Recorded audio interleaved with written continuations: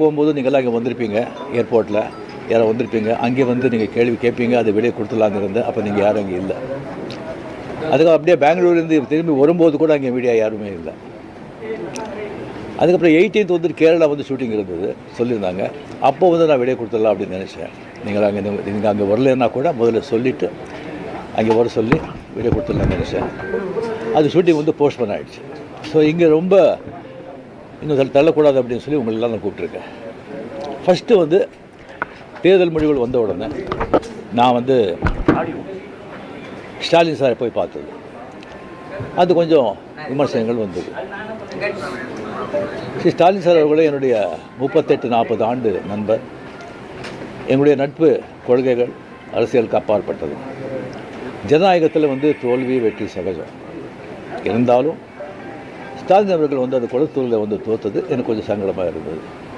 அதுக்காக ஒரு நண்பனுங்கிற முறையில், நட்பு முறையில் அவரை போய் நான் பார்த்தேன். அதுக்கு வந்து நான் வந்து இங்கே விஜய் வந்து சிஎம் ஆகக்கூடாது, பவருக்கு வரக்கூடாது, அதை தடுக்கிறதுக்கு வந்து ரஜினி அங்கே போயிருக்காங்க, வேறு ஏதோ 2 பெரிய பார்ட்டியை வந்து சேர்க்கணும்னு சொல்லி பேசுகிறாங்க அப்படின்னு சொல்லி விமர்சனங்கள் வெளியே வருது. அந்த சூழ்நிலையில் நான் அதெல்லாம் பேச முடியுமா? அப்படி பேசுகிற ஒரு தரங்கெட்ட ஆள் ரஜினிகாந்த் இல்லை. அது வந்து தெளிவுபடுத்துகிறேன். 2வது வந்து நான் அவர் வந்து வாழ்த்து சொல்லலை, ஏர்போர்ட் போகும்போது வாழ்த்து சொல்லலை. அவர் ஜெயித்த உடனே தளத்தில் வந்து என்னுடைய வாழ்த்துக்களை நான் வந்து அவருக்கு வந்து பதிவிட்டேன். நான் 2016 அரசியல் வர்றேன்னு சொன்ன பிறகு நான் ஏர்போர்ட்டுக்கு போகும்போது யூஸ்வலாக அங்கே இருக்கிறவங்க அந்த போர்டிங் கார்டு வாங்கிறதுக்கு இருப்பாங்க. அவங்களுக்கு கேட்குறது தான் வழக்கம், மீடியா யாராவது இருப்பாங்களா அப்படின்னு. அதே இதில் வந்து மீடியா யாராவது இருப்பாங்களான்னு கேட்டேன். பெங்களூர் போகும்போது மீடியா யாரும் இல்லைன்னு சொன்னாங்க. சரின்னு சொல்லி நான் போயிட்டுருக்கும்போது திடீர்னு ஒருத்தர் ஒரு மீடியா ஆள் மாதிரி தெரியல எனக்கு. ஒரு சின்ன ஃபோன் வச்சுக்கிட்டு விஜய் ஒரு முதலமைச்சர் இருக்கார் அப்படின்னு சொன்னாங்க. நான் என்ன சட்டன் ஷாக், அது ஒரு மீடியா மாதிரியே தெரியல எனக்கு. ஃபோன் வச்சுக்கிட்டு நான் அப்படியே பார்த்து சிரிச்சு நான் போயிட்டேன்.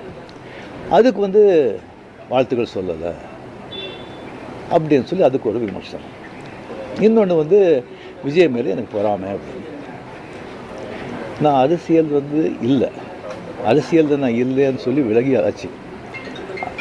அரசியல் நான் இல்லாத போது அவர் மேலே எனக்கு ஏன் பொறாமை? ஒருவேளை கமல்ஹாசன் ஏதாவது முதலமைச்சர் தான் எனக்கு பொறாமை வந்திருக்குமோ என்னமோ தெரியாது. அப்போ கூட வந்திருக்காது. கிடைக்காம இருக்கிறது கிடைக்காது. ஸோ இன்னொன்று வந்து எனக்கும் விஜய்க்கு வந்து எனக்கும் விஜய்க்கு வந்து ஒரு ஜெனரேஷன் கேப், கிட்டத்தட்ட 25 இயர்ஸ் டிஃப்ரென்ஸ். நான் முதலையே சொல்லியிருக்கேன். நான் வந்து விஜயை வந்து நான் இதை கம்பேர் பண்ணிக்கிட்டால் அது எனக்கு நல்லதில்லை, கெட்ட பேர். விஜய் என்னை பற்றி கம்பேர் பண்ணிவிட்டா அவருக்கு நல்லதில்லை. சின்ன வயசுலேருந்து அவர் பார்த்துட்ருக்கார். அவர் சிஎம் ஆனதில் நான் எனக்கு என்ன போகிறாங்க? அது இவ்வளோ சின்ன வயசில் 52 வயசில் எம்ஜிஆர் என்டிஆர் சாதனை பண்ணுறதை விட அதை விட ஜாஸ்தி. கம்ப்ளீட்டாக சென்டர் பிஜேபி எவ்வளோ பெரிய பவர்ஃபுல் சென்டர். இங்கே 2 பெரிய கட்சிகளை எதிர்த்து தனி ஆளை வந்து ஜெயிச்சிருக்காங்க. அது நம்ம சினிமா இண்டஸ்ட்ரியிலேருந்து. எனக்கு அது பொறாமை இல்லை, ஒரு ஆச்சரியம் கலந்த ஒரு சந்தோஷம். அடே யார் அப்ரிஷியேஷன், சூப்பர். ஸோ அந்த பொறாமையும் இல்லை. விஜய் அவர்களுக்கு வந்து நிறைய எதிர்பார்ப்புகள் இருக்குது ஜனங்க மத்தியில். டெஃபினட்டாக அந்த எதிர்பார்ப்பெல்லாம் அவரை சந்தித்து மக்கள் நல்லது செய்வாங்கங்கிற நம்பிக்கை எனக்கு இருக்குது. அவருக்கு நிறைய வாழ்த்துக்கள். ஓகே.